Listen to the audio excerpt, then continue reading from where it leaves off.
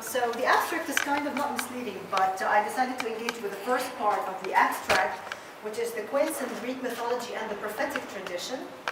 And also the title. I mean, the title kind of describes only one benefit for the Quince, but actually the title I chose was the forbidden fruit in Greek mythology and prophetic tradition. So this paper draws on the resemblances between Greek mythology and the prophetic tradition through the demonstration of myths and hadiths, both the Shīʿā and the Sunni corpus, on the benefits and the status of the Quince. Quince, having two scientific names, Cydonia oblonga and Cydonia vulgaris, is a relative of apples and pears, and it is believed to have originated in northern Iran and Turkestan. The quince gained fame in the cuisines of Greece, Rome, Byzantium, Persia, the Arab and the Ottoman empires. It has a hard flesh, many pips, and is too sour to eat raw. The fragrance is delicious, and therefore it's usually cooked with adequate sweetening, which leads to developing its fine flavor. However, very few varieties of the quince are mild and sweet to eat raw, such as the quinces of Central Asia and the Middle East. It is likely that the quince was first cultivated in Mesopotamia. Later, the widespread cultivation of the quince took place in the island of Crete and then spread into mainland Greece. Gaius Plinius Secundus mentioned in Historia Naturalis numerous quince cultivars such as golden apple, Naples quince, sparrow apple, and musk quince. In the era of the Roman Empire, the quince, described as an aromatic apple-like fruit, was called by the Romans scotonium, meaning the apple of Cydonia.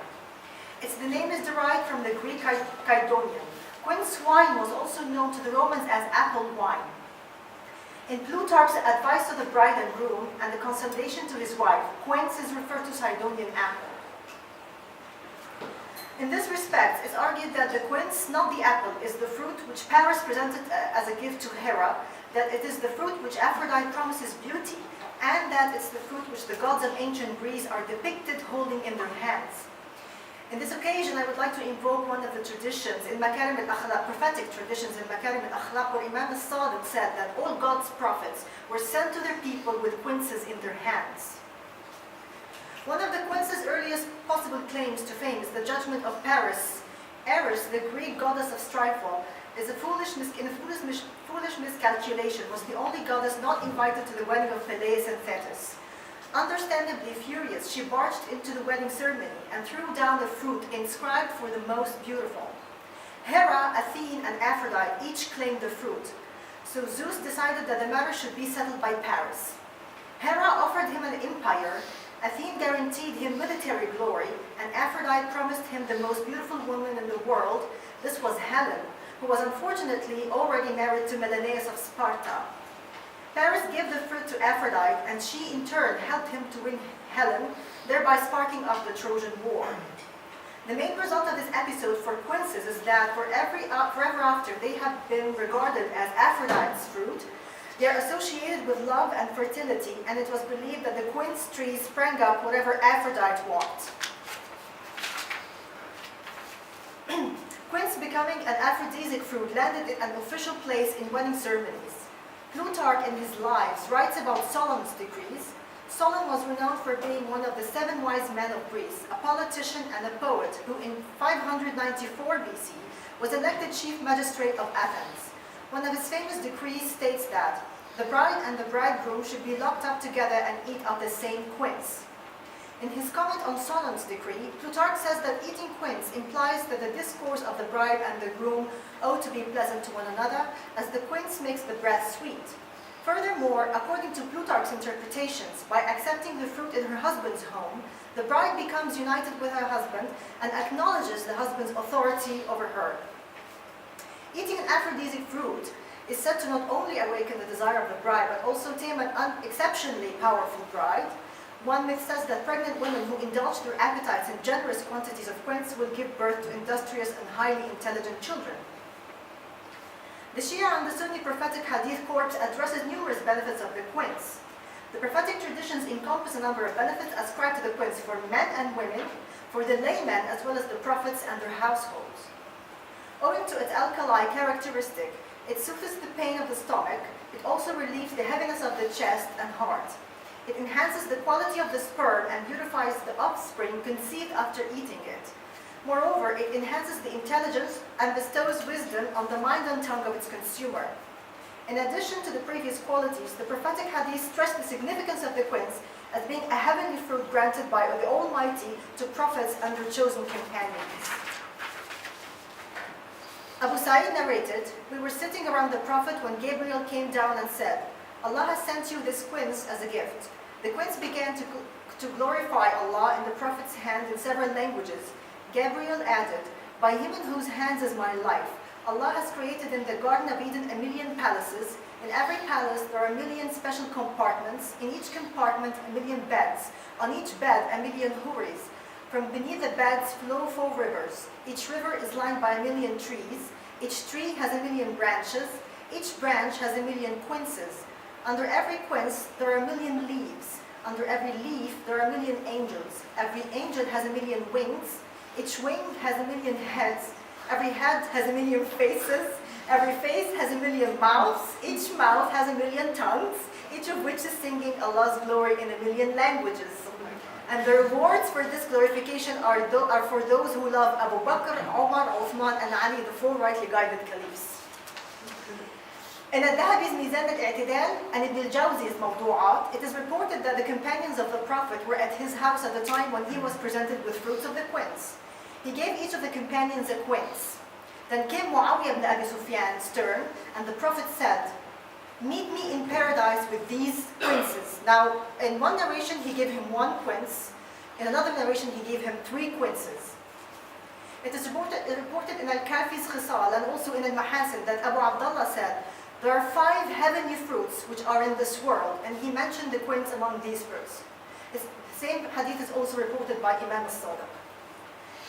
Prophet Muhammad is reported to have said, "The scent of the prophets is that of the quince, and the scent of Fatima al-Zahra, my daughter, is the scent of the quince, the rose, and the myrtle. The scent of every prophet or a guardian whom God has sent is that of the quince. Feed the quince to your women during pregnancy as it enhances the beauty of the offspring." Now, the coming hadiths are all obsessed with beauty. I mean, they all talk about the beauty and how the importance of the beauty to the fetus is stressed by Prophet Muhammad. In Makarim al-Akhlaq, it's reported that Prophet Muhammad said, "Exchange quinces among each other, for it increases love, and feed it to your women during pregnancy, for a quince enhances the beauty of the offspring." Sharhabil the Muslim reported that feeding a quince to a pregnant woman gives the offspring a lovely fragrance and a pure color. In Dawat al-Rawindi, it is reported that Prophet Muhammad said, "Feed pregnant women the quince, for it refines the manner of the offspring." In Al-Khisal, it is reported that Imam Ali said, "Eating quinces strengthens a frail heart and emboldens it. It encourages the coward, soothes its stomach, and beautifies the child." A similar hadith is reported in Al-Albani's Da'if collection. In Al-Kafi, it's reported that Abu Abdullah beheld a beautiful child and said, "It must be that the father of that child observes the habit of eating quinces."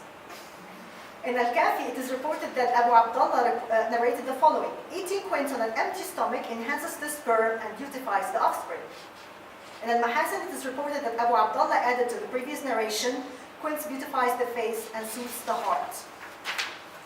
In Makarim al-Akhlaq, Imam al-Sadiq is reported to have beheld a boy and said, "The father of that child must have eaten a quince on the night of its conception." In Al-Mahasin, it is reported that Prophet Muhammad loved the quince very much. He was gifted some quinces, cut them, and shared the pieces with the companions in his presence, and said, "Observe eating quinces. It increases intelligence, relieves the heaviness of the chest, and beautifies the offspring." In Al-Kafi, it is reported that Ja'far ibn Abi Talib was at the Prophet's house. The Prophet cut a piece off from a quince and offered it to Ja'far. At first, Ja'far refused to eat it. Prophet Muhammad urged him to eat it, saying, "It purifies the color and enhances the beauty of the offspring." In Al-Khisal, it is said that Shihab had heard that Abi Abdullah say that Zubair came to the Prophet with a quince in his hand. Prophet Muhammad asked Zubair, "Zubair, what's this in your hand?" Zubair replied, "It's a quince." Prophet Muhammad said, "Zubair, eat the quince, for it has 3 benefits." Zubair asked, "What are they, Prophet?" Muhammad said, "It soothes the heart, makes the stingy more generous, and emboldens the coward." In another hadith, Prophet Muhammad recommended eating quinces because God fed each prophet he sent to his people the quince of paradise, after which a prophet was granted the power of 40 men. In Suyuti's Al-Hawil al-Fatawi, Prophet Muhammad is reported to have recommended eating quince as it soothes the heart. He said, all prophets sent by God were fed the quinces. It grants a prophet the power of 40 men. It's also reported that Abi Abdullah said that the quinces has a blessing that is not found in other fruit. He said it emboldens the coward and thus taken from the knowledge of all the prophets. And in Mahasin, Abi Abdullah said that the quince strengthens the heart and that all prophets whom were sent by God to their people ate the quince. Abi Abdullah reported that whoever eats quince utters wisdom for 40 continuous days. Imam al-Sadiq reported that Ali ibn Abi Talib said that eating quinces increases a man's power and diminishes his weakness. In Ayun al-Akhbar al-Makarim al-Akhlaq, it's reported that Ali ibn Abi Talib said that I entered the house of the Prophet and found the quince in his hands. He kept eating the quince, saying, Ali, eat the quince. It's the gift of the Almighty to you and me. Ali said that he found an unmatchable deliciousness in that quince. The Prophet Muhammad said, Ali, he who eats a quince on an empty stomach for 3 consecutive days, enjoys clarity in his mind, is blessed with leniency and knowledge, and is protected from Satan and his hosts. In Makarim al-Akhlaq and Bihar al-Anwar, Anas ibn Malik reported that Prophet Muhammad recommended eating a quince on an empty stomach. Another narration of Prophet Muhammad is reported to have said, eat the quince, it soothes the heart and relieves the heaviness of the chest. In Sunni and Abu Na'im, Ibn Sunni and Abu Na'im also reported that Prophet Muhammad recommended eating the quince because it soothes and strengthens the heart, cheers the spirit, relieves the heaviness of the chest. Now, the final hadith. In Bihar al-Anwar, Al-Hasan al-Basri reports that Al-Hasan and Al-Hussein were visiting the Prophet at Salama's house when Gabriel was there in the human form, and that he gave the Prophet a quince, an apple, and a pomegranate. They rushed to the grandfather and smelled the fruit, and he told them to take the fruits to their parents. Every time anyone would take a bit of a fruit, it would regenerate back into its original form, until Prophet Muhammad died. When Fatima died, the pomegranate vanished, and the other 2 fruits remained and continued to regenerate after each bite. When Ali was martyred, the quince vanished. Now to conclude, while the Roman and Greek literature myth have referred to apples and quince interchangeably, the prophetic hadiths were very specific to address quinces in a set of hadith and addressing apples in a separate set of hadith. Some magical qualities or miraculous qualities were attributed to the quince in the prophetic traditions. Also, the prophetic traditions, if presumably not inspired by myths, legends, and medical writings of the antique world, they laid the foundation for the prophetic medicine which survived until the 21st century. It is conceivable that today a woman would be heard asking a preacher on one of those religious channels about the benefits of the quince to the fetus. However, the prophetic medicine should be revisited to find out whether it's truly prophetic or based on antique medicine as translated later in Gavin's literature, yet transmitted through the authority of Prophet Muhammad to lend it credibility and significance as the Solon did in his bridal ceremonial decrees. Finally, the quince plays a significant role in the Shia and the Sunni politics. In the Sunni hadith, it is Muawiyah ibn Abi Sufyan, apart from all Prophet's companions, whom the Prophet gives the quince as a promise for meeting him in paradise.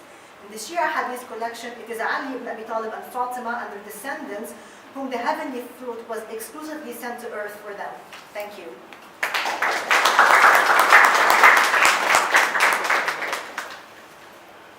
Thank you, Rania. The first question.